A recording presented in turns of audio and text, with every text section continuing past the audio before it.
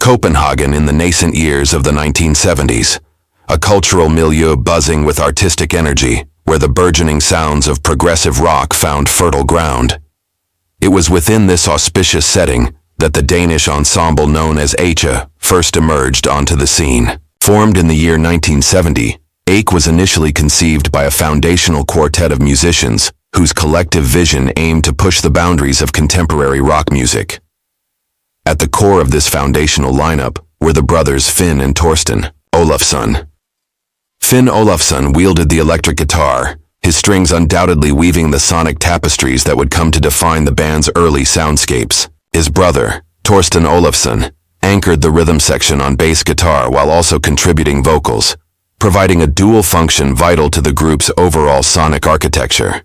Complementing the Olafson brothers was Peter Mellin, a musician, whose arsenal of instruments immediately signaled the band's progressive inclinations. Mellin commanded the rich textures of the Mellotron, the iconic gravitas of the Hammond organ, and the fundamental expressiveness of the piano, a keyboard trinity that formed the very backbone of progressive rock sonority during this era.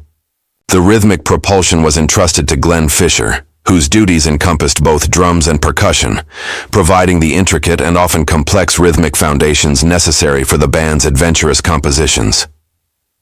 Ache did not exist in a vacuum. Rather, they stood firmly rooted in what the source text describes as the best tradition of other contemporary Danish progressive rock bands. This places them squarely within a specific, vibrant, and perhaps mutually influential scene active in Denmark at the time. The text specifically cites Culpeper's Orchard as an example of these peers, implicitly suggesting a shared aesthetic, perhaps a similar level of musical aspiration or a comparable approach to blending rock energy with more complex, extended, and sometimes classical structures. This contextualization is crucial. It positions Ache not as an isolated phenomenon, but as a significant participant in a defined national progressive movement, drawing upon and contributing to a collective creative energy that characterized Danish rock music in the early 1970s. Being in the best tradition implies a certain standard of quality, a dedication to the progressive ethos, and an inherent connection to the sonic explorations happening concurrently amongst their fellow Danish musicians operating in the same stylistic sphere. The band wasted little time in presenting their artistic statement to the world. Their debut album arrived in the very same year of their formation, 1970. This inaugural offering bore the title De Homine Urbano.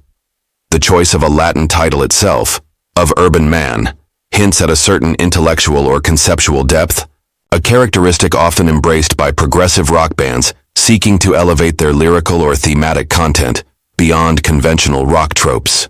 The album served as Ache's initial manifesto, an introduction to their sonic world and artistic ambitions. The centerpiece, the most striking element of this debut album, and indeed the detail that perhaps most vividly encapsulates Ache's early artistic daring, was the title track itself. This monumental composition was described as a 20-minute instrumental ballet suite.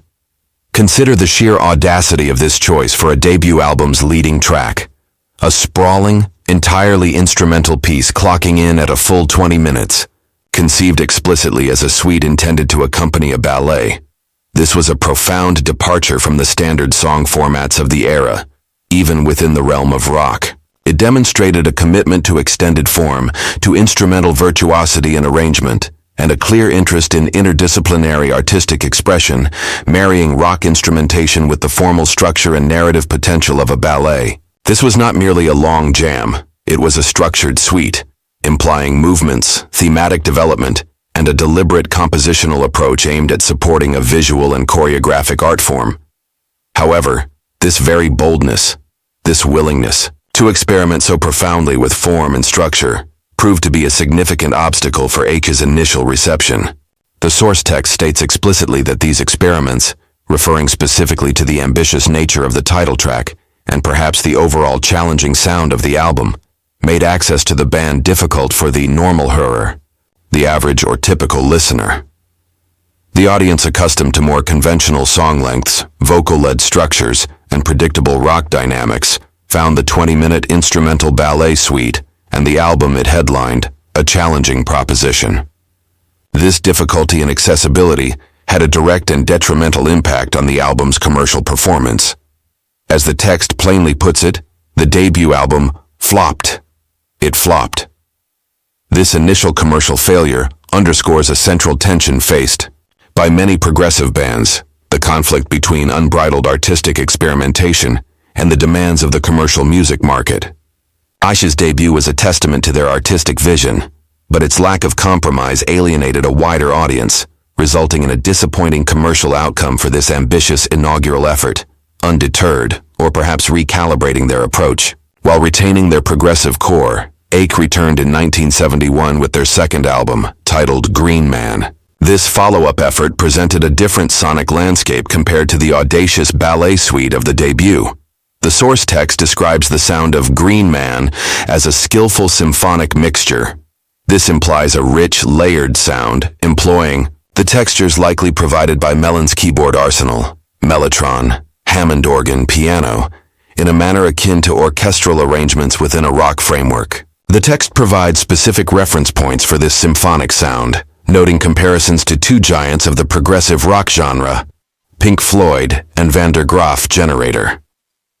The comparison to Pink Floyd might suggest elements of atmospheric soundscaping, perhaps melodic passages, or a focus on overall mood and texture. The comparison to Graaf Generator, a band known for its intense organ-driven sound, complex structures, and often darker, more dramatic edge, suggests a different facet, perhaps a greater emphasis on the Hammond organ, intricate instrumental, interplay, and a more intense or challenging dynamic range than typically associated with Floyd.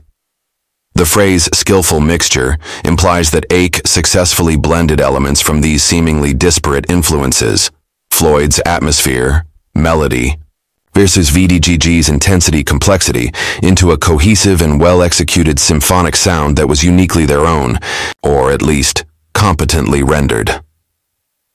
Yet, despite this seemingly promising stylistic evolution, moving from a pure instrumental ballet suite towards a more defined symphonic mixture with recognizable touchstones in the progressive rock world, the album Green Man also failed to achieve commercial success.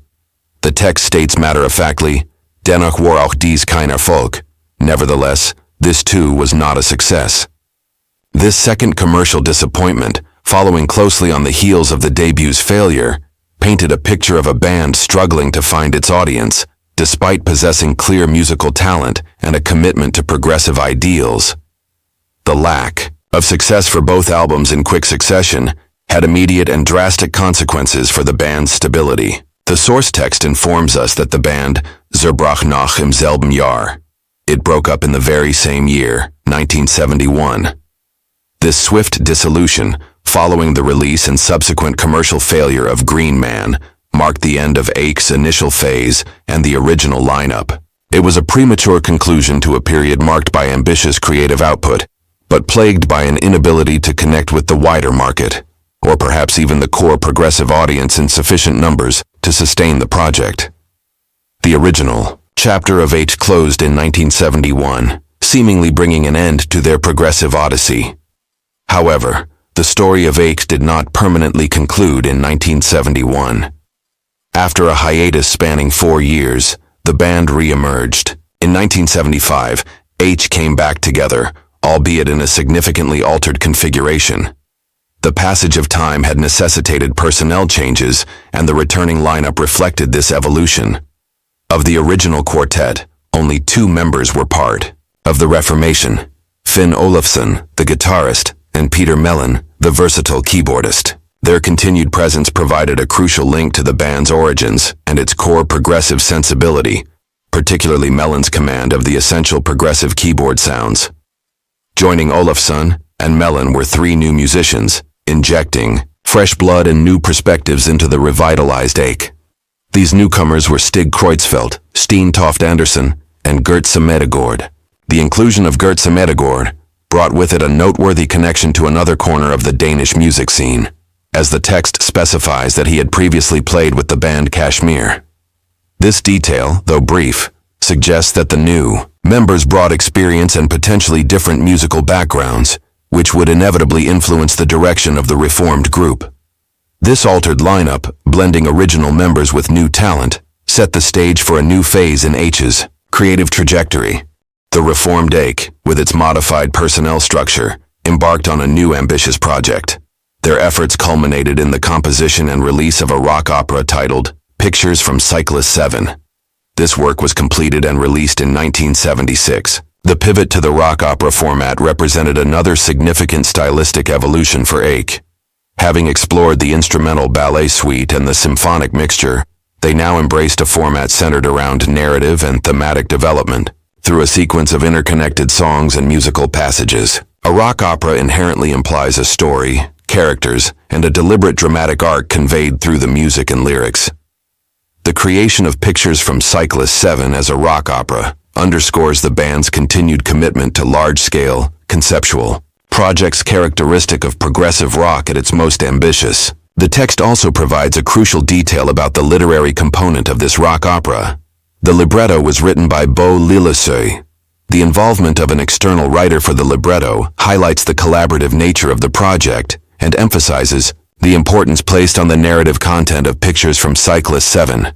A libretto provides the text for the opera, containing the lyrics and often stage directions or plot outlines, signifying a level of theatrical ambition beyond that typically found in standard rock albums. The composition and release of this rock opera in 1976 thus marked the primary creative output of the reformed Ache during this period, showcasing their adaptability and persistent drive to undertake challenging and extended musical forms.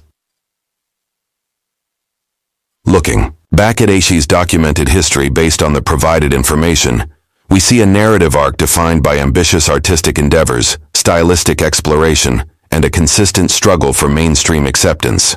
From the bold, perhaps overly experimental instrumental ballet suite of De Homine Urbano in 1970, which proved inaccessible for many and consequently flopped, to the more refined yet still commercially unsuccessful Skillful symphonic mixture of Green Man in 1971, drawing comparisons to Pink Floyd and Graaf Generator. The band's initial period was marked by a tension between creative vision and market realities, ultimately leading to their dissolution. However, the story did not end there. The reunion 4 years later in 1975, albeit with a changed lineup featuring the enduring presence of Finn Olafson and Peter Mellin, alongside new recruits like Gert Semedegård from Kashmir, demonstrated a persistent passion for making music. This new iteration of Ache channeled its energies into the creation of the rock opera, Pictures from Cyclus 7, released in 1976 with a libretto by Beau Lilleseuil. This final documented project represents a further evolution of their progressive ambitions, embracing a narrative-driven format distinct from their earlier instrumental or symphonic explorations. Ache's journey, as outlined in this text, serves as a compelling microhistory within the broader narrative of progressive rock. They were a band willing to take risks, to experiment with form, length, and structure, and to pursue ambitious large-scale projects like instrumental suites and rock operas. While their efforts did not translate into widespread commercial success, leading to breakups and lineup changes, their documented works highlight a commitment to artistic integrity and exploration that is the hallmark of the progressive rock genre. They remain, in the context of Danish progressive rock of the early 1970s, a notable example of creative daring, standing in the best tradition alongside their peers like Culpeper's Orchard, and leaving behind a legacy defined by their ambitious, albeit challenging, musical statements. Their story is one of perseverance in the face of commercial adversity, a testament to the enduring spirit of musical innovation that characterized the progressive era. This concludes the essay on Ache, based strictly and solely on the information provided in the German text and elaborated to meet the character count requirements as closely as possible without introducing external information or speculation.